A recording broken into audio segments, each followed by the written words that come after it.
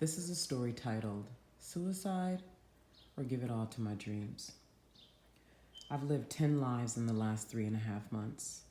I had a few days in Bali where I was seriously considering ending it. And not because I was sad or in a bad place. Actually, I was living a magical, profoundly joyful, otherworldly reality every day.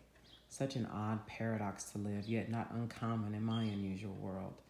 But because I just wasn't sure I wanted to be bothered with the people and the problems of the next leg of my vision. I wasn't sure I wanted to deal with the devil and his concubines. I wasn't sure I wanted to give it my all and still, quote, come up short. I know how pure I am. I know the largeness of life that's available for me. And I've seen how ugly people can get toward powerful women, especially black women, on the rise or an ascended woman. And I just wasn't sure I wanted to deal with that. I've lived multiple rich and full lives many people only dream of. I've been loved and I've loved. I've been heartbroken. I've been broken. I felt core shaking sadness.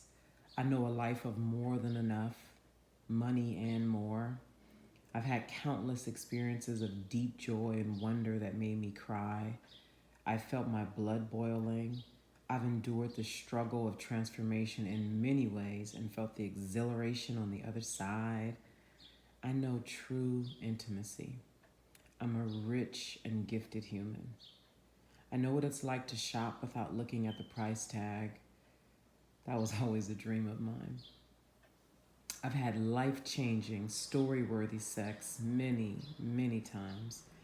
I've helped countless people across the globe live better lives. I've traveled and lived abundantly. I've lived on the fringes of life, where all the good stuff happens. I've lived contained and everything in between. So on many fundamental levels, I just felt done. Like I could be okay with going in a quiet, ceremonious, drama-free way. Sort of like how Babe did on Grace and Frankie, but without the big party. Then I thought about what my mom's life would be like for the rest of her life if I ended mine. I collapsed inside myself at the thought of that. So once I decided I was staying here, I just sort of sat with the decision. And then I started calling in all my parts. The parts of me that I've allowed to stay scattered because I wasn't sure I was really going to stay here. And when I say stay here, I don't mean just stay alive. I mean be here and really play the game. Be here and be willing to endure whatever it takes to fulfill this great vision, even if it doesn't work out, or even if it does.